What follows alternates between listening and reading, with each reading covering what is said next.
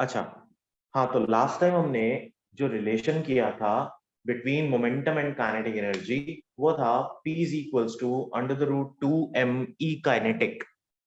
तो under the root 2m E kinetic के बाद अगर हम लोग मोमेंटम और काइनेटिक एनर्जी के बीच का ग्राफिकल रिप्रेजेंटेशन देखने की कोशिश करें या देखा जाए तो यहाँ पर हमारे पास तीन क्वांटिटीज हैं, मोमेंटम, मास और काइनेटिक एनर्जी।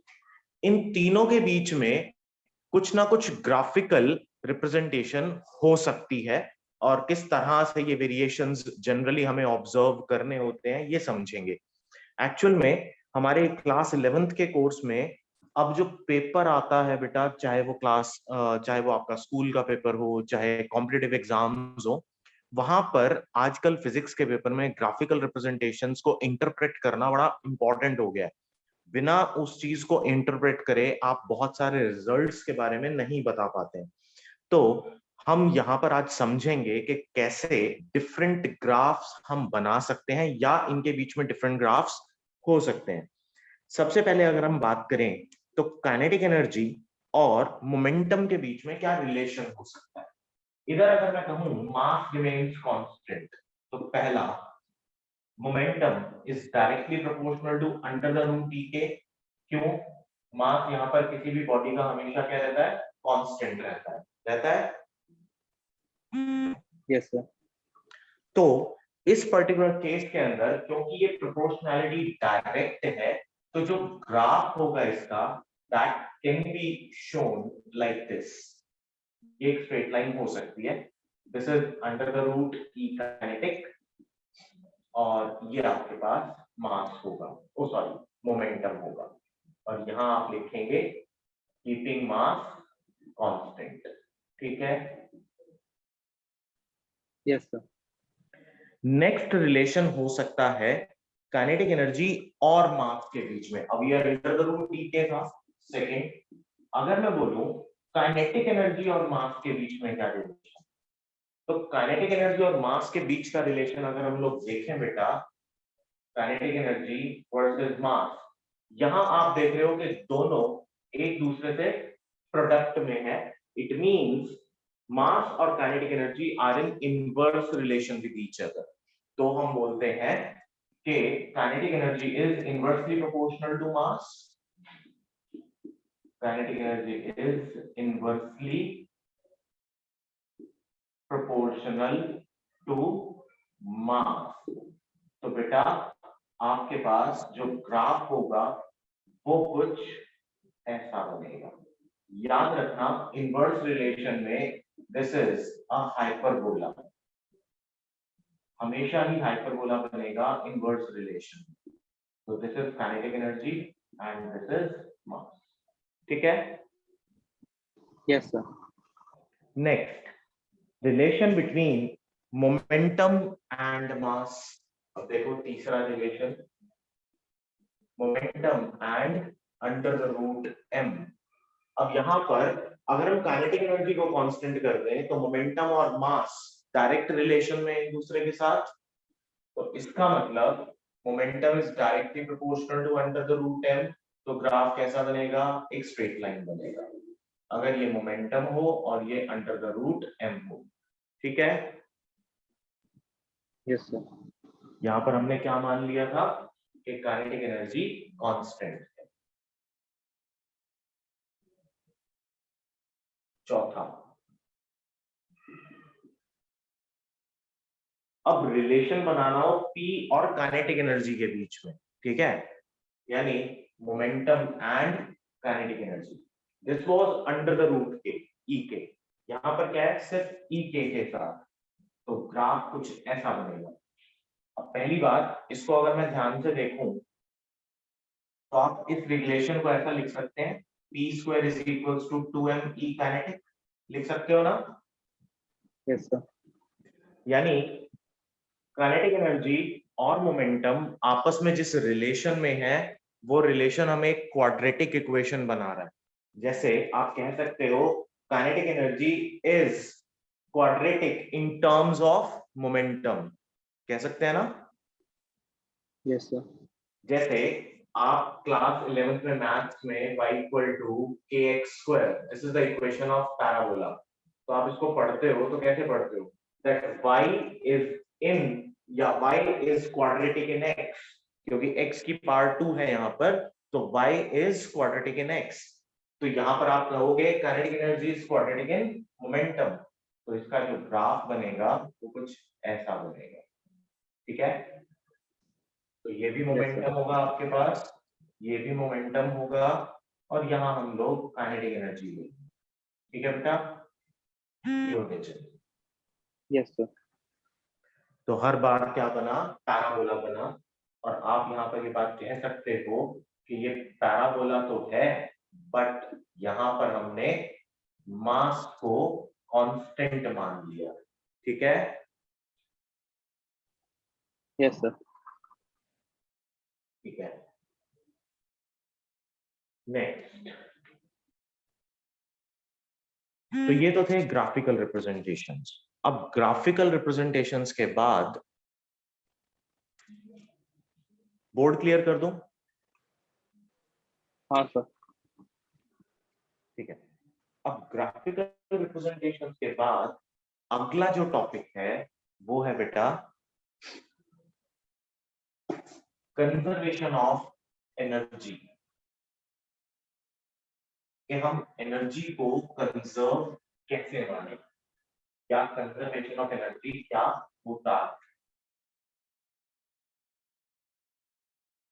अच्छा, उससे पहले कंजर्वेशन ऑफ एनर्जी की अगर हम बात करें तो law of conservation of energy कहता है, law of conservation of energy कहता है that energy can neither be created nor destroyed, but it can transform into one form to another form। यानी आप एनर्जी को ये मान के चलेंगे कि एनर्जी कंजर्व रहेगी, but it can transform from one form to another form, ठीक है। Yes sir. अब जब भी कभी हम किसी भी बॉडी की एनर्जी की बात करते हैं कि टोटल एनर्जी कितना पोजेस करेगी बॉडी, तो हम ये कहते हैं that the total energy possessed by the body, total energy possessed by the body is its mechanical energy, और जो मैकेनिकल एनर्जी है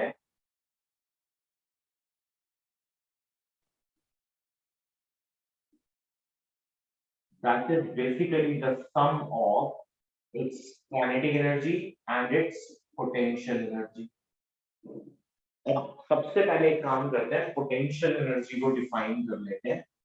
काइनेटिक एनर्जी की तो हमने बात की that it is half m v square, लेकिन बेटा जब हम पोटेंशियल एनर्जी की बात करते हैं तो जनरली हम लोग इसको mgh से रिप्रेजेंट करते हैं। तो हम ये मान के चल रहे हैं कि mgh यानी moment potential energy is defined as the amount of energy possessed by the body by virtue of its position. अब जब हमने कहा by virtue of its position, तो यहाँ आप पोजीशन कंसिडर कर रहे हो एक रेफरेंस लेवल से, but what if n number of bodies are placed at the same reference level, then they all possess same potential energy? Yes sir. लेकिन वो जो सेम पोटेंशियल एनर्जी होगी that is with respect to the reference level, reference ground, but they do have some potential energy with respect to each other also। like आपके room के अंदर let's say there are n number of quantities present, so each and every quantity is also having some potential energy with respect to each other। अब एक reference level पर तो सभी की potential energy बराबर है, तो डिफरेंस इन पोटेंशियल एनर्जी क्या होगा, जीरो होगा। बट आपस में भी तो सभी बॉडीज की कुछ पोटेंशियल एनर्जी होती है, तो पोटेंशियल एनर्जी को हम दो तरीके से देखते हैं। एक तो उस सिस्टम की कॉन्फ़िगरेशनल पोटेंशियल एनर्जी जिसमें कि सभी बॉडीज को हमने प्लेस किया, दूसरा potential energy of the body itself with respect to the reference level. अब यहाँ पर हम लोग जनरली रेफरेंस लेवल को कंसिडर कर रहे हैं, and this is called gravitational potential, ठीक है, because it is represented in the terms of gravity, ठीक है। acceleration due to gravity and height. Yes sir. तो सर अगर किसी सिस्टम की टोटल निकालनी होगी कॉन्फ़िगरेशन है पोटेंशियल हाँ। एनर्जी, तो सारा ऐड कर देंगे। सारे ऐड कर देंगे, हमने ये बात लास्ट टाइम की थी, है ना? Yes sir.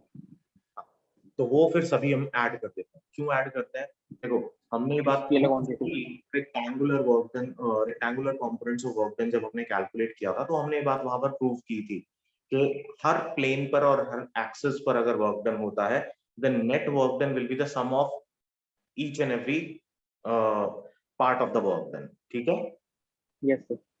चलो, तो मैकेनिकल एनर्जी को आप kinetic energy plus potential energy लिखेंगे, यानी हर बॉडी की किसी भी एक इंस्टेंट पर, किसी भी पोजीशन पर देयर आर टू एनर्जीज, उसकी काइनेटिक एनर्जी भी होगी और उसकी पोटेंशियल एनर्जी भी होगी। तो sum of both the energies will give us mechanical energy.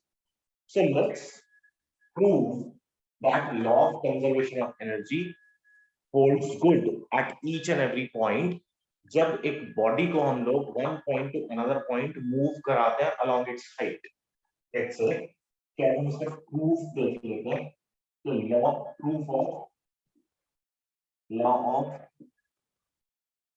Conservation of energy. अब देखो, law of conservation of energy का प्रूफ किस तरह से लेंगे। मान लें कि हमारे पास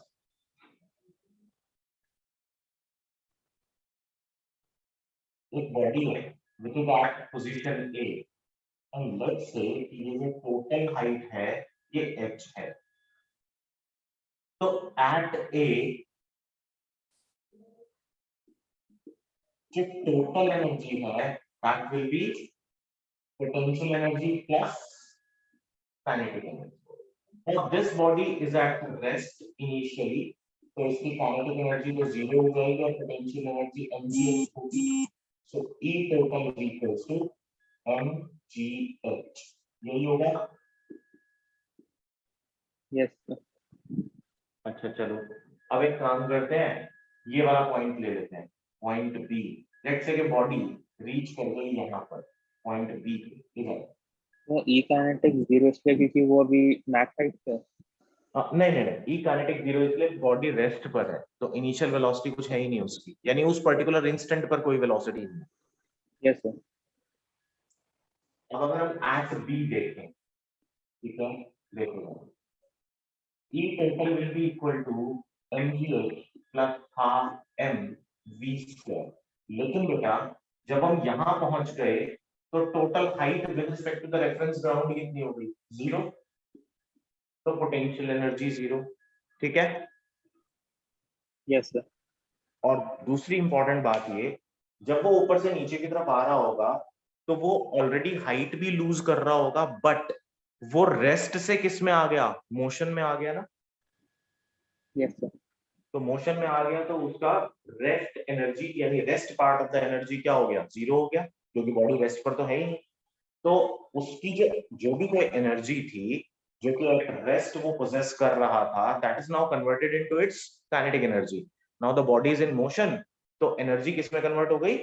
मोशनल एनर्जी के अंदर कन्वर्ट हो गई। तो अब आप इसको यहाँ पर अगर लिखने की कोशिश करें बेटा, देखना ध्यान से, v square minus u square equal to 2gh होता है, तो इनिशियल वेलोसिटी तो जीरो है, so this becomes v square equal to 2gh, है ना? Yes sir. तो आप इसको क्या लिख सकते हो? Half m 2gh। तो 2 से 2 कैंसिल आउट हो गया, so we are left with mgh। ठीक है? तो E total at B is also mgh। ठीक है? Yes sir. अब आ जाए तीसरे केस में। अब आप कहोगे सर ये और ये तो दोनों एक्सट्रीम पॉइंट्स थे, तो एक काम करते हैं, हम यहाँ कोई एक रैंडम पॉइंट कंसिडर कर लेते हैं C, which is not at the center। तो A से लेके C तक आने में उसने जो डिस्टेंस कवर करा वो x, तो बचा हुआ पार्ट कितना था? h minus x। ठीक है? Yes sir. तो टोटल एनर्जी एट C अगर मुझे निकालना हो तो this will be mg h minus x, ये उसकी पोटेंशियल एनर्जी होगी, क्योंकि वो यहाँ पर है, इस पोजीशन पर है सी पर, तो उसकी height from the reference ground is h minus x, so this becomes mg h minus x, ठीक है। Yes sir. Plus half m v square, अब v कहां पर, एट c, तो एट c में अगर उसकी वेलोसिटी निकालूं तो देखो बेटा bc square minus 0 square equal to 2g, कितनी डिस्प्लेसमेंट करी उसने, x, ठीक है। Yes sir. So total energy in this case will be mgh minus of mgx plus of half m 2gx, 2 से 2 कट गया, so this will be mgh minus mgx plus of mgx, तो mgx से mgx cut गया, तो E total फिर भी हमारे पास कितना बचा, mgh, ठीक है। Third, so E total at A will be equal to E total at B will be equal to E total at C, ठीक है। Yes sir. तो अल्टीमेटली ये प्रूव हो गया यहाँ say that total energy at different points remains the same, clear है sir. ठीक है, इसमें कोई डाउट तो नहीं है। No sir.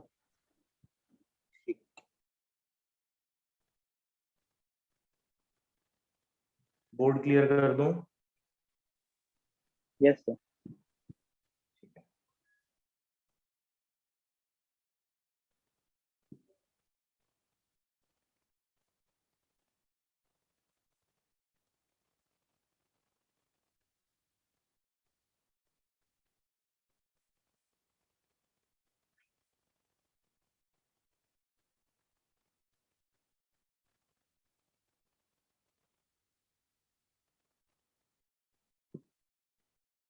ठीक है बेटा, नेक्स्ट टॉपिक है path.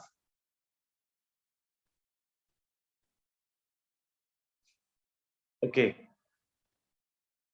either we take power in electrical circuit or in mechanics, the basic concept remains the same, that power can be defined as the rate of doing work, can be defined as the rate of doing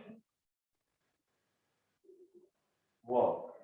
तो जब भी कभी हम power लिखेंगे तो power is equal to work done upon time, so its SI unit is 1 joule upon 1 second, so it can be written as 1 watt, ठीक है।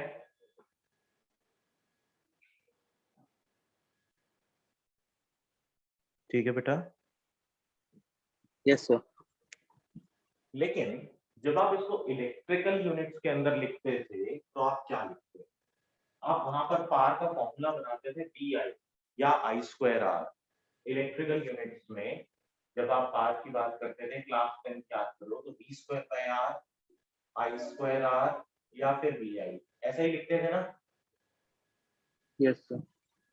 But बेटा मैकेनिक्स के अंदर वोल्टेज तो होती नहीं है, करंट तो होता नहीं है, तो यहाँ पर पावर को किस तरह से रिप्रेजेंट, तो पावर को रिप्रेजेंट यहाँ पर कुछ इस तरह से करेंगे कि आपको पता है कि वर्क डन क्या होता है, फोर्स इनटू डिस्प्लेसमेंट, तो आप इसको ऐसा लिख सकते हो, power is equals to force into displacement upon t, and this can also be written as F S cos theta upon t. Now S by t is displacement upon time, so displacement upon time is velocity, तो आप लिख सकते हैं power is equals to FV cos theta, ठीक है। SI unit what he रहेगी। अब यहाँ पर फिर से वही बात कि पावर मैक्सिमम कब होगी, P equal to P max when theta is equal to 0 degree, P is equals to P minimum when theta is equals to 90 degrees, ठीक है। तो इस केस में पार हो जाएगी FV और इस केस में पार हो जाएगी 0, ठीक है बेटा। Yes sir.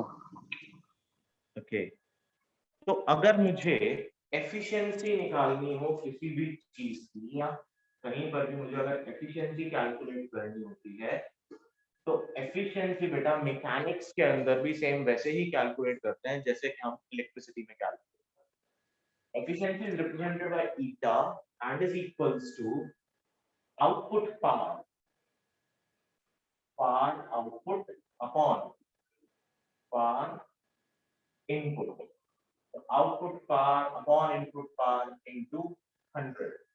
यानी जितना फोर्स हम लगाते हैं किसी भी बॉडी को डिस्प्लेस कराने के लिए with a certain rate, that is called the input power. लेकिन बॉडी कितना मूव कर पाती है, ठीक है, यानी कितने फोर्स को वो वर्क टन में कन्वर्ट कर पाती है, that is called the output power. तो इट मींस हर बॉडी की अपनी एक एफिशिएंसी होती है। लाइक अगर हम मैकेनिकल इंजन्स की अगर हम बात करें, तो कोई भी इंजन इन दिस यूनिवर्स अभी तक हमारे पास जो हम बना पाए हैं, ठीक है, हम ह्यूमन रेस जो इंजन बना पाए हैं इस वर्ल्ड में, no engine can be more than 40% efficient. आप किसी भी गाड़ी की बात कर लो, किसी भी इंजन की बात कर लो, जिस जिस भी किसी चीज की माइलेज सबसे ज्यादा हो, ठीक है, तो अगर आप उसको भी ले लें तो that can not be more than 40% efficient. यानी जितना भी हम लोग इनपुट डालते हैं उसका 40% ही हमें मिलता है, ठीक है। सर ऐसा क्यों है? ऐसा इसलिए है कि जो law of conservation of energy है वो हमें ये कहता है that energy can be transferred या transform into one form to another form. अब जैसे आप अपनी किसी भी गाड़ी की बात करो, कोई भी गाड़ी जो कि हाईएस्ट माइलेज देती हो, अच्छा, कोई भी कार अगर आपने सुना है तो no car can give us 30 kilometres per litre, नहीं देती है ना कोई भी गाड़ी। No sir. हाँ, तो जनरली जो कार्स होती हैं, अगर बहुत हायर एंड की कार्स हैं, तो वो आपको 5 to 10 किलोमीटर्स भी अगर दे देती हैं पर लीटर, तो हम कहते हैं यार इतना ही आएगा, ठीक है। लेकिन अगर आप थोड़ा सा लोअर एंड पे आते चले जाओ, ठीक है, तो उस पर्टिकुलर केस के अंदर जो गाड़ियों की माइलेज होती है, लाइक हम अगर लाइटर कार्स की बात करें, फॉर एग्जांपल मारुति, ठीक है, तो 23 किलोमीटर पर लीटर पे देती है कुछ कार्स, ठीक है। कंपनी एट टाइम्स क्लेम करती है कि 27 किलोमीटर पर लीटर भी देगा, बट ऐसा होता नहीं है, ठीक है। तो उस पर्टिकुलर केस के अंदर वो जो माइलेजेस कंपनीज क्लेम करती हैं वो आइडियल कंडीशंस के अंदर होती हैं। टायर का इन्फ्लेशन इतना होना चाहिए, रोड और टायर के बीच में फ्रिक्शन इतना होना चाहिए, ठीक है, बम्प्स नहीं होने चाहिए, आपको क्लच कितनी बार यूज करना है, ये बहुत सारी एन नंबर ऑफ कंडीशंस आते हैं। तो बाकी सभी चीजें,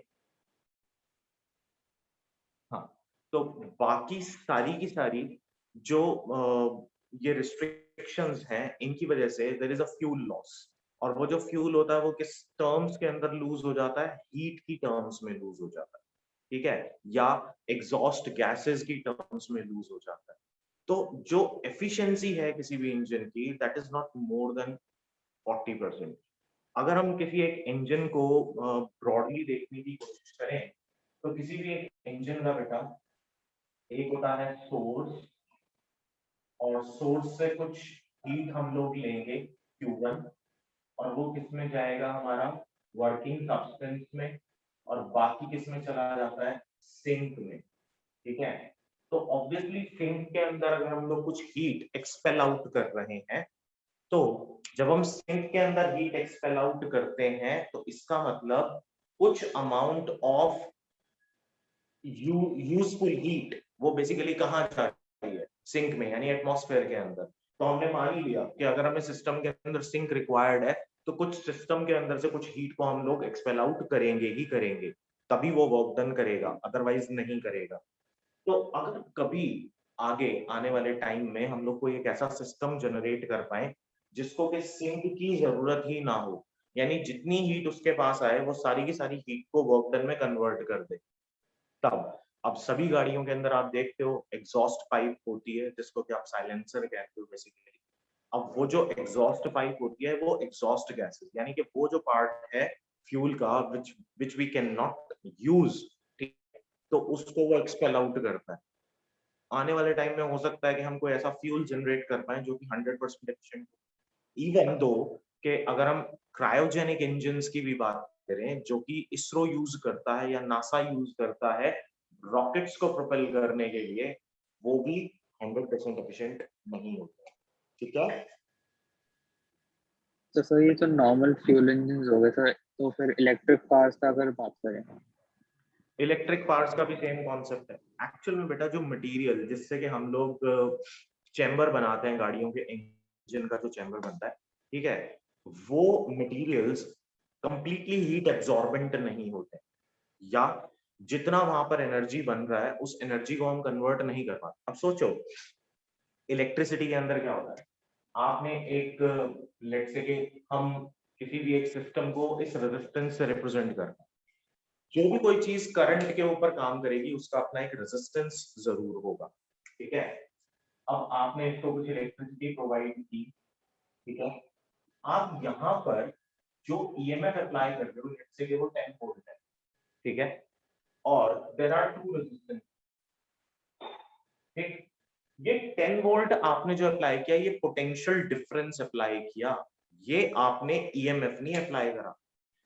सेल के अंदर ही अपने आप से लॉसेस हो जाते हैं। देखो जरा, आप मार्केट से एक छोटा सा पेंसिल सेल लेके आओ, उस पेंसिल सेल के ऊपर लिखा होगा 1.5 वोल्ट्स, ठीक है, लेकिन अगर आप एक सेल बनाने वाली फैक्ट्री में खड़े हो जाओ, लेट्स से कि हम ड्यूरासेल की फैक्ट्री में गए और one of the most efficient cells, आप उस पर्टिकुलर फैक्ट्री में गए और एक सेल फ्रेशली प्रिपेयर्ड सेल आपके पास आए, ठीक है, आप क्या करें, उसके ऊपर कंपनी क्लेम करती है कि 1.5 वोल्ट्स। अब आप एक मल्टीमीटर लें, उसके अक्रॉस टच करें, you will get a reading of 1.2 to 1.3 volts. Where does that 0.2 to 0.3 volt goes? That 0.2 0.3 volt goes in the form of heat whenever current starts flowing through the conductor.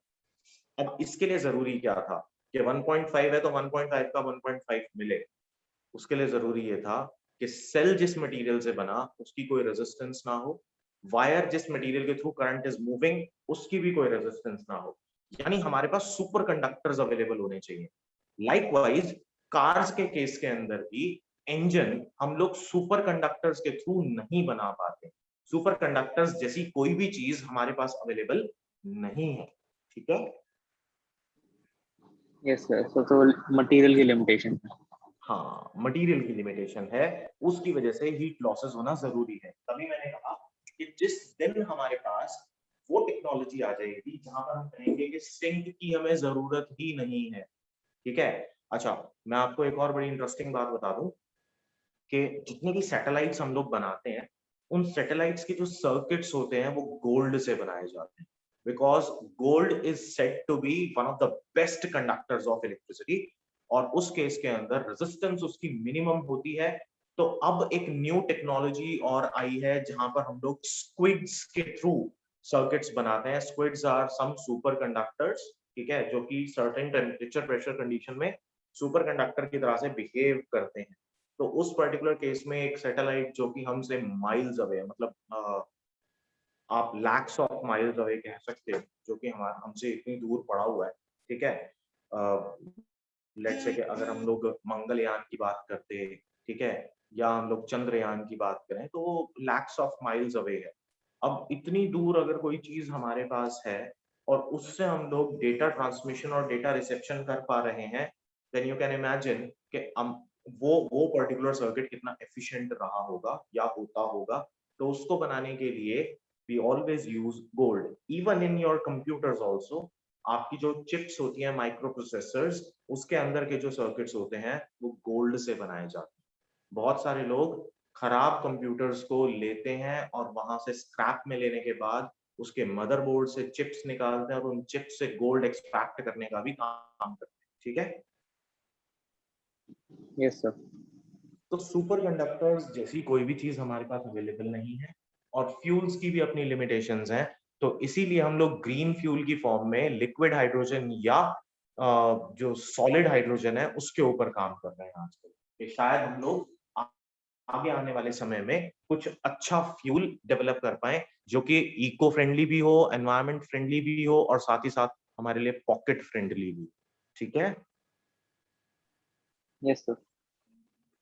ठीक है। तो car वाला part यहाँ से clear है। हाँ sir.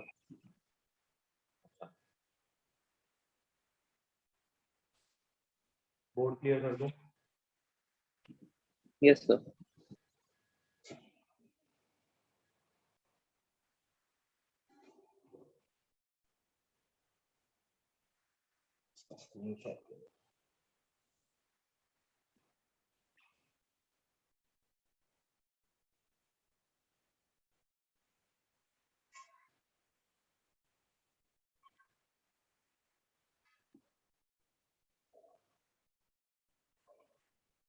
ठीक है, नेक्स्ट है potential energy stored in spring.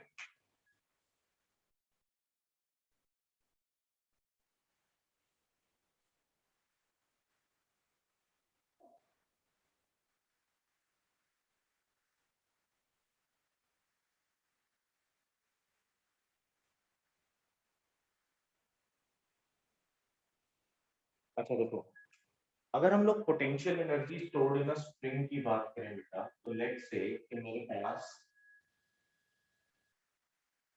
ये स्प्रिंग है, ठीक है।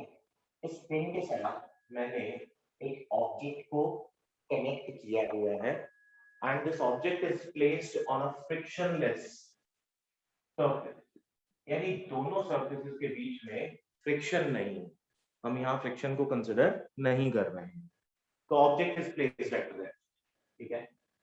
सडनली हम क्या करते हैं, इसके ऊपर एक फोर्स लगाते हैं और उस फोर्स के under the action of that force object यहाँ पहुंच गया, यानी हमने किया क्या, स्प्रिंग को स्ट्रेच कर दिया, ठीक है। तो इसने अपनी मीन पोजीशन से डिस्प्लेसमेंट की x। Now this position is called mean position. Mean position वो पोजीशन होती है जहां पर ऑब्जेक्ट के ऊपर कोई भी फोर्स एक्ट नहीं कर रही होती, ठीक है। Yes sir.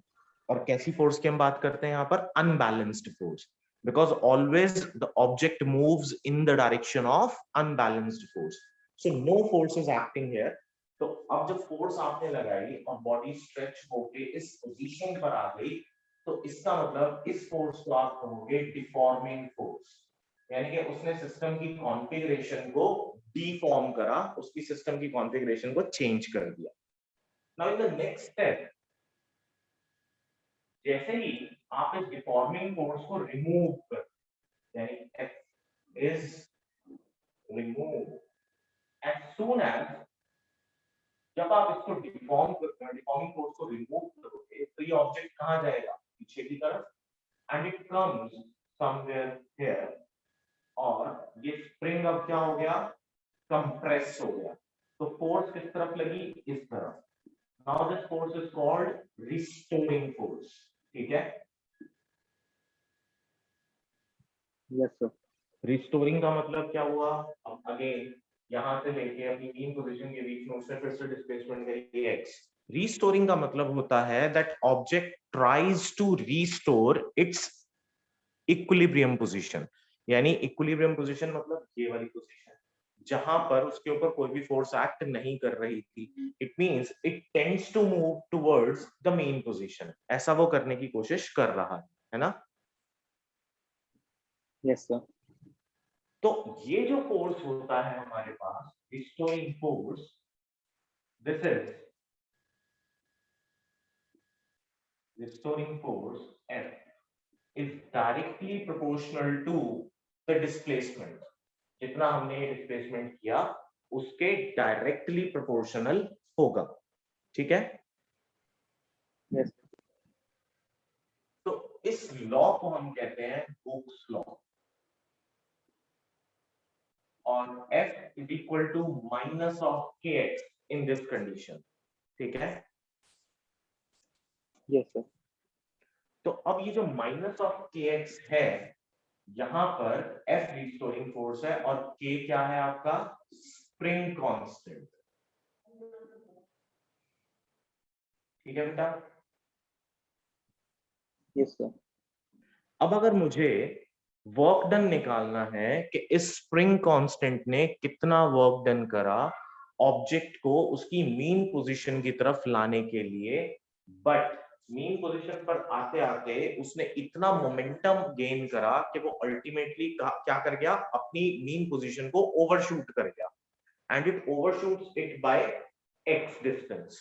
तो अगर वो वर्क डन मुझे निकालना हो, then dw is equals to f dx is the variable force concept, so net work done will be minus of kx dx। अब आप इसको इंटीग्रेट कर सकते हैं, तो माइनस ऑफ k कांस्टेंट आ गया, x dx will be equal to the work done w।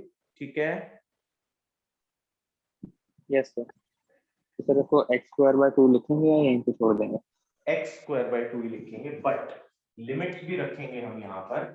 जरूरी नहीं है ना कि यहाँ पर जो आपकी डिस्प्लेसमेंट थी और यहाँ पर जो डिस्प्लेसमेंट थी वो इक्वल हो, कोई जरूरी नहीं होता हर बार, है ना। Yes sir. तो हम ये मान लें, लेट्स से कि उसकी इनिशियल पोजीशन x1 और फाइनल पोजीशन x2, तो work done will B minus of k x²/2, limits are from x1 to x2, so this can be written as half k with a negative sign x2 square minus x1 square, और या फिर आप इसको लिखें half k x1 square minus x2 square। ठीक है। Yes sir. तो net work done बेटा हो जाएगा half k x1 square minus x2 square। so this is potential energy stored in a spring। अब वर्क डन को ही पोटेंशियल एनर्जी कह सकते हैं, क्योंकि लास्ट टाइम हमने वर्क एनर्जी थ्योरम की थी। तो according to work energy theorem, work done is equal to change in kinetic energy और change in potential energy. So this is change in potential energy now. half k x1 square is the potential energy at position x1 and half k x2 square is the potential energy of the spring at position x2। ठीक है। Yes sir. Potential energy का concept clear है। Yes sir. अब इसी topic से related, अब जैसे मैंने कहा ग्राफ्स आर वेरी इंपॉर्टेंट, तो इसका एक ग्राफ आ जाता है जहां पर हम लोग कहते हैं कि graph of potential energy stored in spring. तो इसको कुछ ऐसा बनाएंगे बेटा, देखना ध्यान से। अगर इधर F ले लिया जाए और इधर डिस्प्लेसमेंट x, तो इधर भी डिस्प्लेसमेंट x, ये भी F होगा, तो इसका ग्राफ बनेगा कुछ ऐसा। तो F equal to minus of k x और यहाँ पर भी F equal to minus of k x.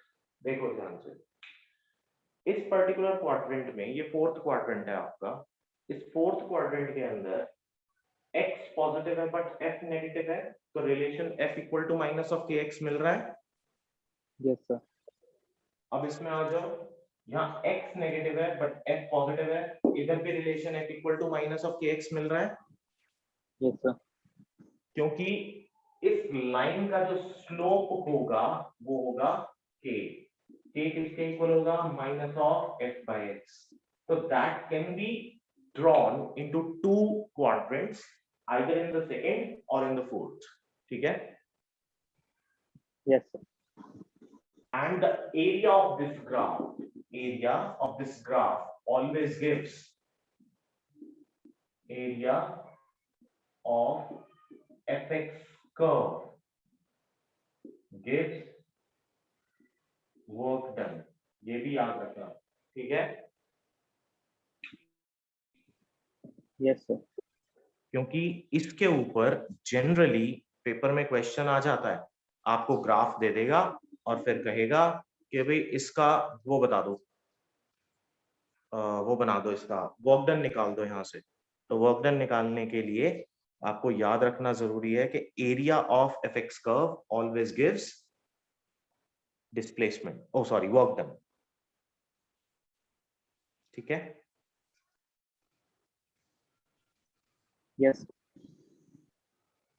ठीक है बेटा।